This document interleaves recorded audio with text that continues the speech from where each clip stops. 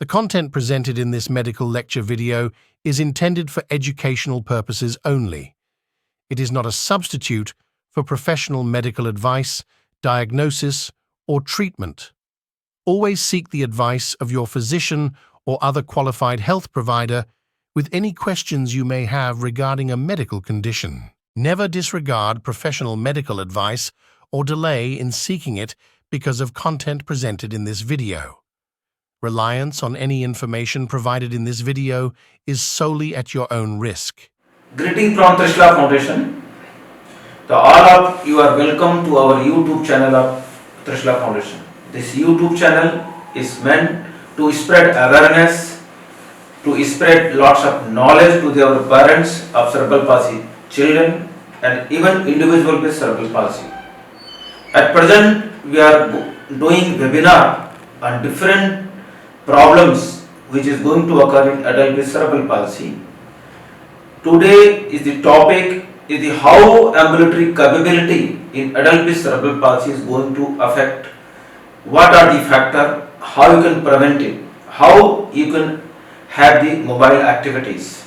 Before that lecture, you have heard about the effect of the agings, what are the orthopedics problem which is going to come in the adult with cerebral palsy like osteoporosis, joints pain, pain in the body, osteoarthritis, sarcopenia.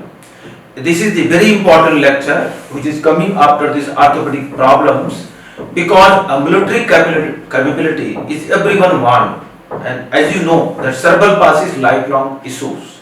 This is not going to for only for years. It is will be for whole life. As you know, the cerebral palsy is not a short-term problem. It is a long-term problem. It is lifelong issues. And effect of cerebral palsy does not stop in childhood, but goes on adult and old age. And even you know that walking pattern, even in cerebral palsy children, is problematic. Only 60% can walk independent, 30% will walk some assisted devices, 10% will be on the bed. As you know, you can see in this slide, there is the hemiplegia. 39% is hemiplegia in overall, 38% is diplegia, 23% is quadriplegia. In hemiplegia, 90% will be able to walk for whole life, but even 1% cannot walk. In diplegia, you can see that 90% can walk, but 2% still need some support. In quadriplegia, in three types of the quadriplegia is there: spastic, dyskinetic, ataxic variety. And all three varieties, nearly 75% will need some support. It is the record of the childhood. As they increase their age, the problem is going to increase. As you know that 60% walk independently with or without walking aid while entering in adulthood. 30% still need some kind of supports. 10% adult cannot walk in childhood, and 25% people with cerebral palsy who are able to walk as a children will lose this ability as they get older. So it is very important to know that etiology, why they were walking earlier, but after the going to the adulthood, they stop walking. Independent walking before the age of 3 years have that person have a greater chance of prolonged independent walking. But if they don't walk before 3 year age, they can lose the ambulatory capability in adulthood. Maintaining ability to walk or maintaining flexible mobilities option is very important to enable social participation, maintaining the employment, retaining the independence. So, how we can maintain it is very important to know. Our approach should not be toward making independent walker, but the cerebral palsy individual should be independent in every aspect of the managing and activity of life. They can walk, they can crawl, they can creep, they can walk with some support of the wall and furniture and a stick or walker. But they should be independent in all aspects of the life, in all quality of life. As you know, this chart is there, gross motor function classification system is there, Genesis 1, 2, 3, 4. 1, 2, 3 is a walker, 4, 5 is not walker. And most of the problem occur in the 3, 4, 5. 1 and 2, they are walker in the early childhood, they will walk in adulthood also. As gymnasts too may require some walking assisted devices as they become adult. But 3, 4, 5 they are going to deteriorate after the puberty. That is very important to know. 5 the GMFCA scale they are already on the bed. But 3, 4 3 was walking with some support like walker, stick, elbow crutches. But 4 were need someone helps. All 3 groups will deteriorate as they become the adults. What kind of ambulation is important for the cerebral palsy? There is 2 types of the ambulation is there. Community ambulations. Community ambulation means independent mobility outside the home, which include the ability to confidently negotiate uneven terrain, private venue, shopping center and other public places. They are known as ambulatory ambulation. This is ambulatory ambulation is common in GMCs 1 and 2. But 3, they cannot walk without any supports. They will need elbow crutches, stick or walker.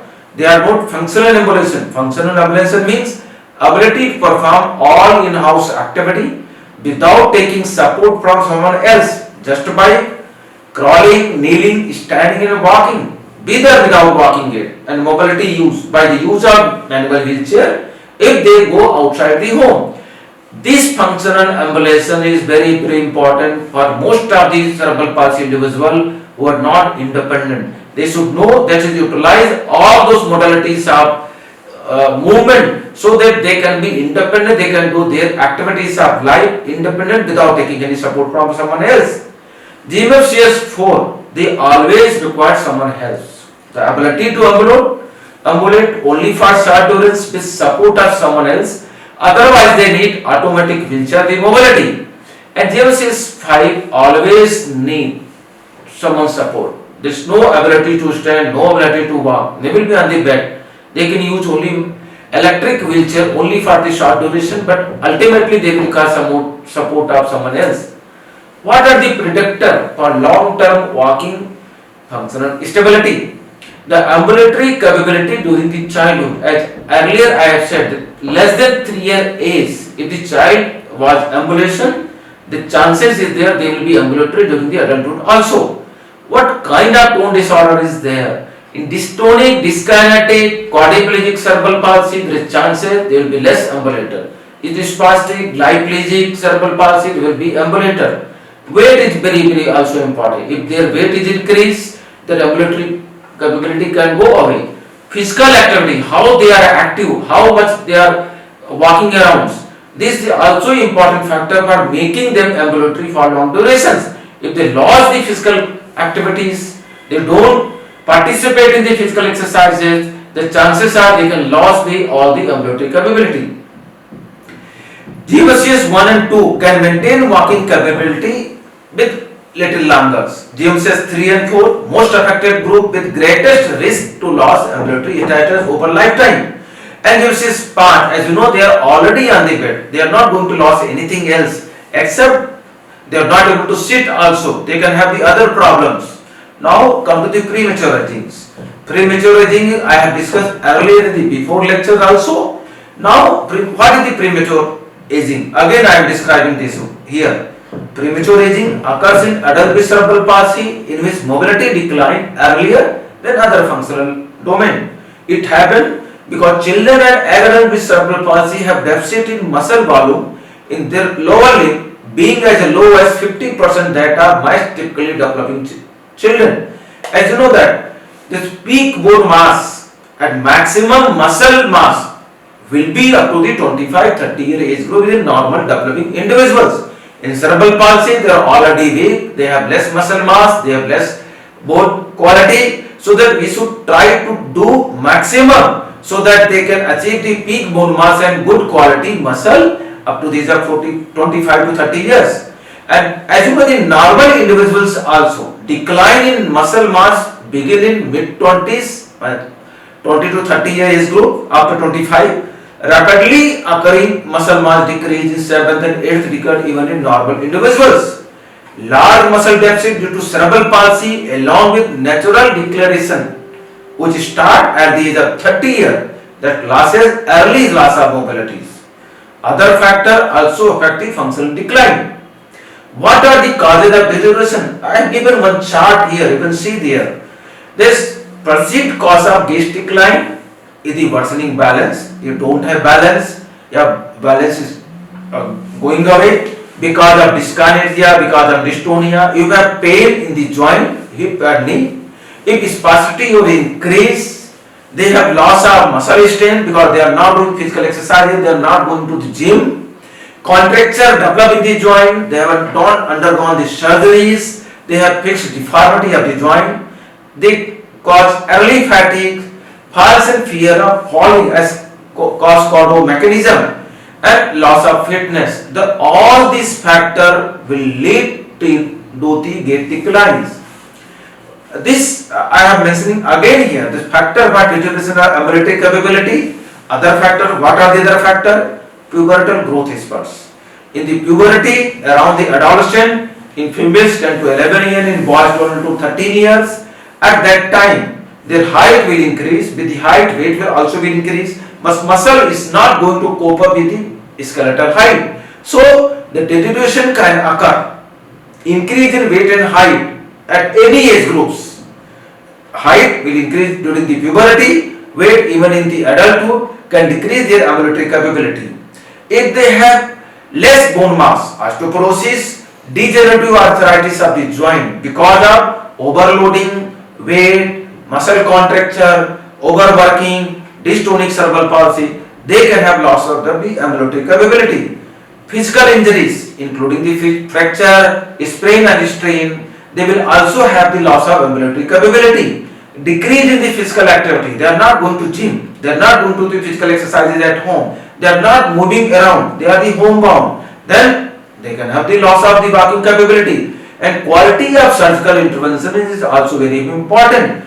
Now earlier we used to do lengthening of the muscle, but as you know that physiologically cerebral palsy that they have less muscle. So we are nowadays we are worrying in the lengthening of the muscle. Most of the deformity will correct by the bones. The bone will unite, normal strength will be there will be no loss in the muscle mass. So the quality of surgical intervention very important factor in maintaining the ambulatory capability adulthood, because we have seen the many children who have got lots of surgery in the lower limb, lots of muscle lengthening, and after the surgeries they have deteriorated lot so much.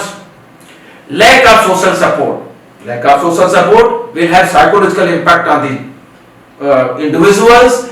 Even they don't get support for the walking, they don't get support for the physical exercises. Intellectual disabilities, they cannot perform the activities by their own, they need support from someone else. If they have got uncontrolled epilepsy, they will have direct impact on the brains. Even they were not able to perform the physical activity as per their wish, and even bone quality will decrease. Poor socio-economic background and absence of appropriate rehabilitation center nearby their home, so that they are not able to go for the physical exercises. All these factors are very important to loss of walking capability in these individuals. Poor wheelchair sitting and posture is there, then they can have the hip dislocation, spinal problem, lots of backache, then they will not have these sitting and standing capabilities. Persistent with walking when it is become increasingly difficult. We have met many parents who are always insisted on the child and adult, you should walk independent. Why you are not walking? Why you are worrying? You should not take any walking support like stick, elbow crutches and walker. But it is a wrong method of putting the pressure on the children and individuals. If you are persistent with walking without support, you can have lots of fatigue, you can fall down, you can have a loss of confidence. So loss of walking capability can go away. Exhaustion, thakawat can also occur without using the supportive devices. Ending of the long-term physical therapy. Earlier you are doing the physical therapy, but nowadays you are not doing the physical therapy. Weight gain is there, sudden weight gain you have got. Then there is chances that you can stop walking afterwards. Ignoring the body warning signal, just as pain in the joint, hip joint, knee joint, you have osteoarthritis, your weight is too much, discomfort you are getting, stiffness is increasing, You are ignoring all those facts. You are still walking. You are not taking any support. You are not taking consultation from any physician. The chances is there you can lose your walking capability.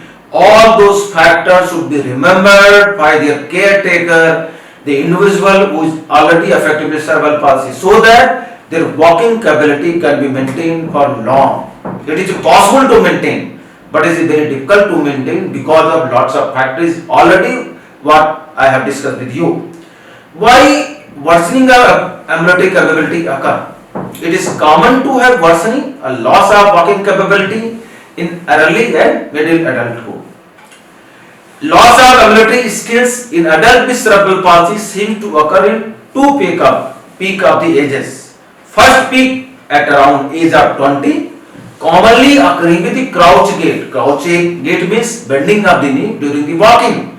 Why it occur? I have discussed the factor related with the crouch gait in previous lecture, which is also available on our YouTube channel. This crouch gait occur because of the overweight. This can occur because of knee deformity, can occur because of the high patella alta, high position of the patella kneecap, and lots of other factors is there. Second peak of deterioration is around the age of 40 to 45 with progressive fatigue, pain, accelerated joint deterioration. This second peak of deterioration is occurring most commonly in GMFCS 3 and 2. 4 sometime occur because they are already on the wheelchairs. Ambulatory capability, how we can know that ambulatory capability is there? GMFCS 3 onward deteriorate in walking after the age of 25 years. Diabetic cerebral palsy, age of deterioration is usually general prospective is 37 years. If they are walking, they can lose the ambulatory capability after 37 years. And hemiplegics, it is not bothering, not doing physical exercises, not able to maintain physical stamina. The age of deterioration is very common at around 52 years. And declination in 70% of cerebral palsy individual at around 45 years. Normal individual, sometimes they lost at the 60. They feel they have become older. But cerebral palsy, they become older, they feel older one at the age of 45 years. Quadriplegic, severe spastic diplegia, choreoarthritis, early loss of ambulation that can occur is 20-25 years. 40% of those walking independently and climbing stair unassisted at age of 60, they can lose their ability prior to age of 75 years. Adult with choreoathetosis can have severe impairment of upper limb. So rarely they can use stick and quadripod for functional support. Because for ambulation they need good balance of their lower limb and tongue. When this is the loss, they will totally lose possibility of the walking. Adult with diabetic cerebral palsy can have more severe impairment of the lower limb. Hence, when walking alone becomes so difficult and trying, they can use their upper limb to handle quadruped and stick to make standing and walking easier. Effect of mobility on the lifespan. Mobility can have larger impact not only on the person's quality of life but also on the lifespan. More severe a person mobility impairments, more independent they are on the others, more chances of premature aging, weakened muscular immune system, poor cognitive function. The person who are confined to the wheelchair or bed for extended period of the time are at risk of developing pressure sore, which can become infected, life-threatening in some cases. So it is a problem. Now come to know what are the Cardo syndromes. Individuals with cerebral palsy have stress and fear of postural instability. When he has to perform activity such as walking in which good balance is needed, there is risk of falling. They are thinking always that I will fall. Why they will fall? Their mind is set for that. They have stress for the falling. So they can fall away in some positions. How you can maintain the physical functioning? You can maintain physical functioning. Who are the wheelchair bound? There should be appropriate wheelchair sitting in posture. Consider using the powered wheelchair, a motorized vehicle, if walking is become difficult or physically demanding. spend time in various posture outside the wheelchair. That is a very important way of using the wheelchair. For other person, the physical exercises including strength, balance training, sports, yoga, gym and swimming is very important to maintain physical stamina for long duration. Avoid excessive weight gain. Weight gain should not be there because weight gain have a long effect on the body, cardiovascular system, pulmonary system, even the muscle and bone, and they will stop walking. Avoid high level of sustained pressure and stress, and they should be under continuous follow-up orthopedic surgeon and physical therapist.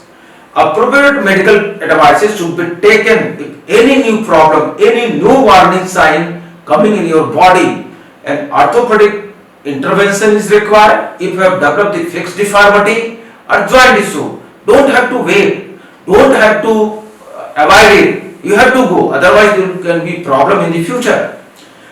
Measure to reduce energy expenditure should be there. How you can reduce? By using the assistive devices, by decreasing your weight, by decreasing the other activities is not required for your body. Use of stick, elbow crutches and wheelchair, use of braces can decrease the energy expenditure. You should take sufficient amount of the vitamin D, calcium. If you have got osteoporosis, you have to treat it. Lots of medicine is available to treat the osteoporosis. There should be good nutritional intake with balanced amount of the protein, fat and minimal amount of carbohydrate as much as possible, and minerals should be also be there. If you have got pain and spasticity, that should be managed by the medicine. Control of body weight should be there. If you are making the house for stay, there should be barrier-free environments. If you are going to the public places, you should insist on the barrier-free environment. If you are going to office, they should also you insist for the barrier-free environment. Lots of government bodies and lots of NGOs are working on that so that there should be barrier-free environment everywhere where you are moving around. Now, in the end, I want to say it is better to use wheelchair in the community if you feel discomfort in the walking. Don't avoid it. Don't feel shame. You have to use it. You can use stick and elbow crutches for short walk, even at the home. Independent walk if possible inside home. You can take support from the wall, furniture, someone else. It is very essential to maintain stamina, avoid energy expenditure beyond limit and avoid frustration. Should not have the stress on the body. Keep pace with the progression of the profession. You have to make your healthy profession have better chances of the autonomy. It might have granted them a greater chance of autonomy and present have permitted a longer period of independent walking in the future for taking care of everything what I have discussed. So, in the end, I want to say that it is common for walking cerebral palsy individual to deteriorate in early adulthood. Maintaining ability to walk or maintaining flexible mobility option is very important to enable social participation, employment and retaining the independence. It is essential to maintain stamina, avoid energy expenditure beyond limit and avoid the frustration. That was the last word I have said you. So, if wanted to maintain your physical stamina, wanted to maintain walking capability, so meet your physician, meet your therapist, continue follow that specialist and do your best as much as possible. Maintain your weight, do good exercises, take support of someone else, take support of walking aids. If you have any query, message me in comment box. Thank you and wait for the next lecture.